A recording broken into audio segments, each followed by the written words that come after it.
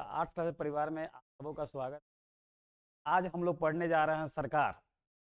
आज हम लोग जानेंगे बुआ सरकार क्या होती है, सरकार क्या करती है, सरकार कैसे चुना जाता है, सरकार के कितने अंग होते हैं। एक एक चीज़ के बारे में हम लोग जानने जा रहे हैं। ये जो सरकार जो चैप्टर है ये 10+2 के लिए बहुत ज़्यादा महत्वपूर्ण टॉपिक होने वाला है। ठीक है, तो वो हम लोग शुरू करते हैं। सरकार सरकार क्या है बुआ? तो सरकार कोई पूछे किसे कहते हैं या सरकार क्या होती है, तो सरकार जानने के पहले बुआ आप लोग एक बात जानिए कि लोकतंत्र क्या होता है। ठीक है, तो लोकतंत्र में बुआ क्या होता है? लोकतंत्र दो चीज से मिलके बना हुआ है। एक होता है बुआ लोक और दूसरा होता है तंत्र। लोक का मतलब होता है बुआ जनता और प्लस तंत्र का मतलब होता है शासन। यानी जहां जनता का शासन हो उसे हम लोग लोकतंत्र कहते हैं। जहां जनता का शासन हो उसको हम लोग लोकतंत्र कहते हैं। लोकतंत्र जहां जनता का क्या हो बुआ? शासन हो, उसी को हम लोग लोकतंत्र कहते हैं। अब हम लोगों ने जो हमारा देश है भारत, उसने लोकतंत्र को अपनाया। अब लोकतंत्र में सीधे जनता का शासन होता है, लेकिन अब सबको पता है कि हमारे देश की जनसंख्या जो है बहुत ज्यादा है, तो हम जो है डायरेक्ट लोकतंत्र को नहीं अपना सके, क्योंकि हमारी जनसंख्या इतनी थी कि हम सीधा अपने प्रतिनिधि को नहीं चुन पाते। इसलिए हमने जैसे लोकतंत्र बुआ दो प्रकार का होता है। एक होता है बुआ लोकतंत्र, मैंने कितने प्रकार का बताया आपको? दो। एक होता है प्रत्यक्ष लोकतंत्र और एक होता अप्रत्यक्ष लोकतंत्र। प्रत्यक्ष लोकतंत्र में क्या होता है कि जनता एक जगह इकट्ठा होती है, अपना प्रतिनिधि चुनती है और वही प्रतिनिधि उनके लिए कार्य करते हैं। अप्रत्यक्ष लोकतंत्र में क्या होता है कि जनता अपना एक प्रतिनिधि चुनती है। क्या चुनती है बुआ? जनता एक अपना प्रतिनिधि चुनती है और यही प्रतिनिधि यहां से चुन करके जा करके सरकार का निर्माण करते हैं। और यह सरकार क्या करती है? तो जनता की जितने भी मूलभूत आवश्यकताएं हैं, जैसे कि रोटी, कपड़ा, मकान, ये जो इनकी आवश्यकताएं होती है, इसको पूरा कौन करती है? जनता करती है, सॉरी सरकार करती है। सरकार को चुनता कौन है? यहाँ की जनता। सरकार को कौन चुनता है बुआ? यहाँ की जनता। और सरकार क्या करेगी? तो सरकार का काम होता है कि जनता के जो मूलभूत आवश्यकताएं हैं उसको पूरा करना। तो हम लोग जो है कौन सा लोकतंत्र अपनाए? तो अप्रत्यक्ष लोकतंत्र। अप्रत्यक्ष लोकतंत्र का मतलब क्या होता है बुआ? कि हमने पहले किसको चुना? प्रतिनिधि को चुना, और यही प्रतिनिधि मिलकर के जा करके वहां क्या बनाते हैं? दिल्ली में सरकार बनाते हैं। क्या बनाते हैं बुआ? सरकार। अब सरकार का कार्य क्या है? तो आप याद रखिएगा, सरकार हमारे मूलभूत आवश्यकताओं को क्या करती है? पूरा करती है। जैसे कि रोटी, कपड़ा, मकान, स्वास्थ्य, ये सब पूरा करना किसकी जिम्मेवारी है? सरकार की जिम्मेवारी है। अब सरकार अकेले तो काम करेगी नहीं, ये तो आप सबको पता है कि सरकार अकेले काम कर नहीं सकती है। तो सरकार को क्या किया गया है कि कुछ अंगों में बांटा गया है। ठीक है बुआ, अब आप जानिए कि सरकार को कितने अंगों में बांटा गया है।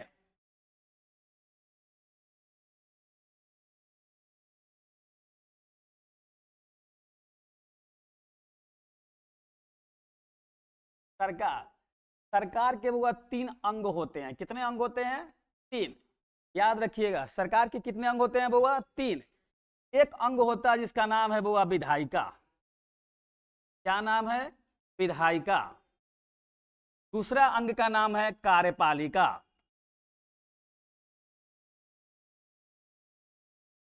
और तीसरा अंग का नाम है बुआ न्यायपालिका।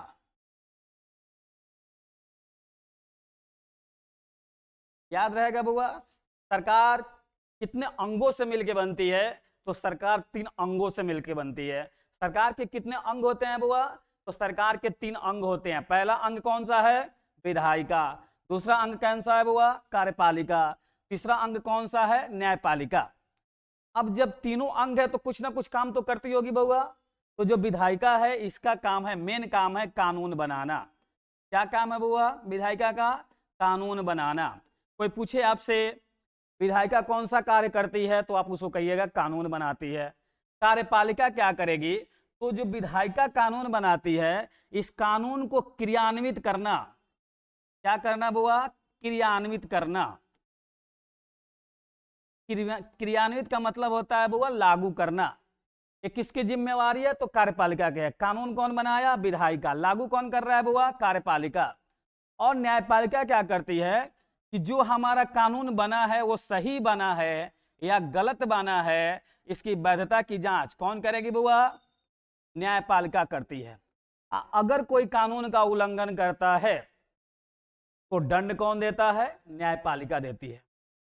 अब सुनिए बुआ, जब विधायिका ने कानून बनाया, कार्यपालिका ने इसको लागू करवाया, न्यायपालिका चेक कर रही है कानून सही बना है कि गलत बना है, ये चेक करने की जिम्मेवारी न्यायपालिका की है। अब सबको पता है कि हमारे देश में संघीय सिस्टम चलता है। कौन सा सिस्टम चलता है बुआ? संघीय सिस्टम चलता है। अब संघीय सिस्टम में क्या होता है कि शक्तियों का बंटवारा होता है। क्या होता है बुआ? शक्तियों का बंटवारा।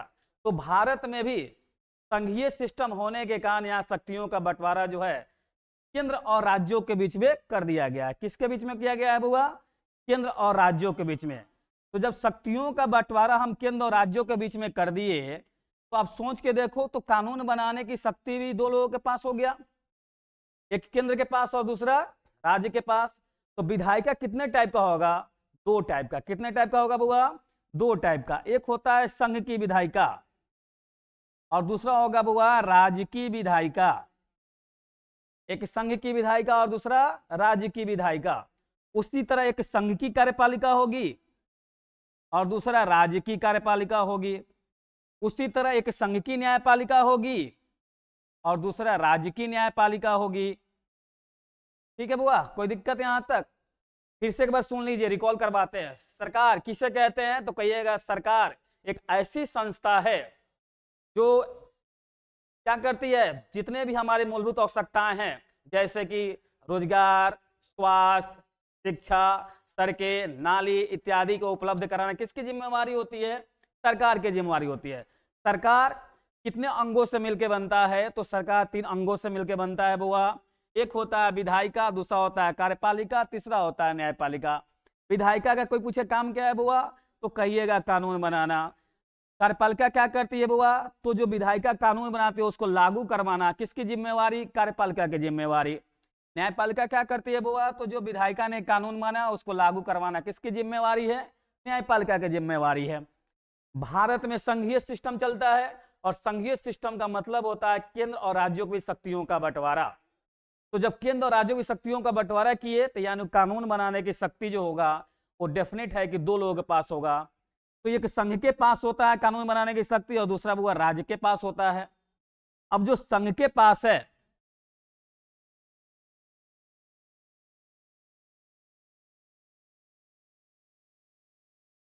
देखिए बुआ, जो संघ की विधायिका है उसका नाम है संसद। क्या नाम है बुआ?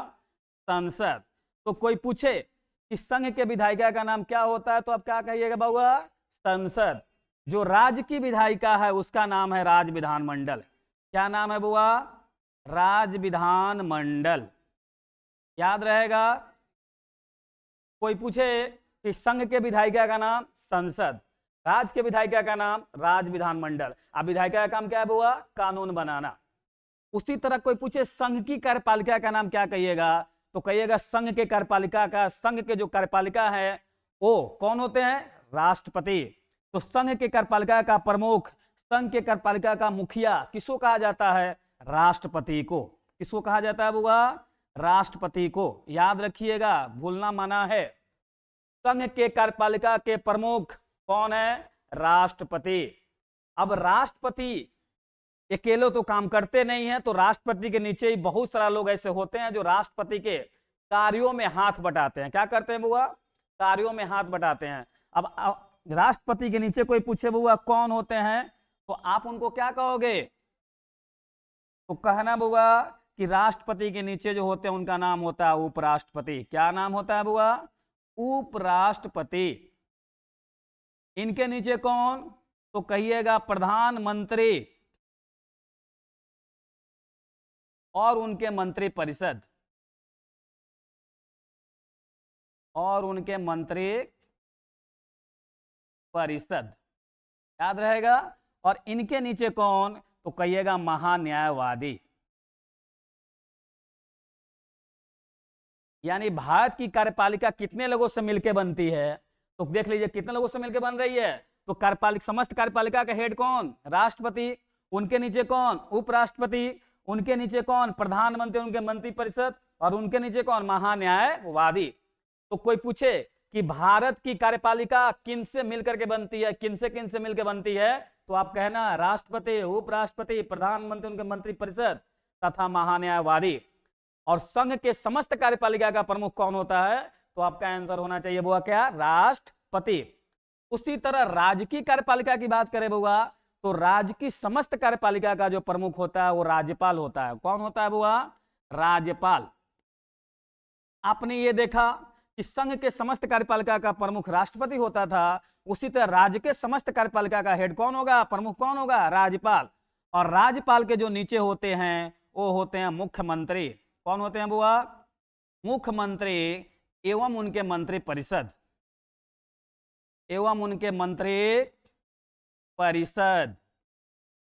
और इनके नीचे कौन? तो महाधिवक्ता। क्या कहेंगे बुआ? महाधिवक्ता। अब बताओ बुआ, राज्य की कार्यपालिका किन से मिलकर बना? तो राज्य की कार्यपालिका राज्यपाल, मुख्यमंत्री, उनके मंत्रिपरिषद और महाधिवक्ता से मिलकर के बना। लेकिन राज्य के समस्त कार्यपालिका का हेड कौन? तो कहिएगा राज्यपाल। और संघ के समस्त कार्यपालिका का हेड कौन? राष्ट्रपति। यहां तक कोई बुआ दिक्कत? अब बात करें हम संघ की न्यायपालिका का, तो संघ स्तर पे जो सबसे बड़ा न्यायपालिका है, जिसको हम लोग कहते हैं उच्चतम न्यायालय। क्या कहते हैं बुआ? उच्चतम न्यायालय, या इसी को हम लोग कहते हैं सर्वोच्च न्यायालय। और इसी के इंग्लिश में कहा जाता है सुप्रीम कोर्ट। उसी तरह तो राज्य की है, राज्य की जो सबसे बड़ी न्यायालय होती है, जिसको हम लोग कहते हैं उच्च न्यायालय। क्या कहते हैं बुआ? उच्च न्यायालय। और इसी के हम लोग इंग्लिश में कहते हैं हाई कोर्ट। हर एक राज्यों के पास अपना उच्च न्यायालय होता है। ठीक है बुआ, आप समझ गए। तो संघ स्तर पर सबसे बड़ा न्यायालय कौन सा है बुआ? उच्चतम न्यायालय, जिसको हम लोग सुप्रीम कोर्ट कहते हैं। राज्य स्तर पर जो सबसे बड़ा न्यायालय है, इसको हम लोग उच्च न्यायालय या हाई कोर्ट कहते हैं। यहां तक किसी को हुआ दिक्कत? आपने देखा सरकार के कितने अंग हुआ? 3। कौन कौन? विधायिका, कार्यपालिका और न्यायपालिका। विधायिका का काम था कानून बनाना, कार्यपालिका का काम था कानून को लागू करवाना, और न्यायपालिका का काम क्या था बुआ? कानून की वैधता की जांच करना। भारत में चूंकि आप सबको पता है कि संघीय व्यवस्था लागू है, और संघीय व्यवस्था का मतलब होता है केंद्र और राज्य की शक्तियों का बंटवारा। तो यहाँ जब शक्तियों का बंटवारा किया जा चुका है, तो कानून बनाने की शक्ति भी 2 लोगों के पास चला जाता है, एक केंद्र के पास और दूसरा राज्य के पास। तो केंद्र की जो विधायिका उसका हम लोग कहते हैं संसद, और जो राज्य की विधायिका होती है उसका नाम है राज्य विधानमंडल। यानी संघ स्तर पर, केंद्र स्तर पर कानून बनाना होगा तो कौन बनाएगा? संसद। और बुआ, संसद द्वारा बनाया गया कानून पूरे भारत का जहां तक एरिया फैला हुआ, क्षेत्र फैला हुआ है, वहां सब जगह लागू होता है। और राज्य के द्वारा बनाया गया कानून उस राज्य में लागू होता है। ठीक है बुआ। अब हम लोग जो अगला टॉपिक पढ़ेंगे उसका नाम होगा संघ की विधायिका, जिसको कि हम लोग कहते हैं संसद। क्या कहते हैं बुआ? संसद। अब हम लोग संसद जो है बुआ कल शुरू करेंगे। ठीक है, आप लोग जो है पूरे ईमानदारी से एक बार इसको पढ़िएगा, और मुझे विश्वास है कि एक बार में आपको समझ में आ जाएगा। ठीक है बुआ, बहुत बहुत धन्यवाद।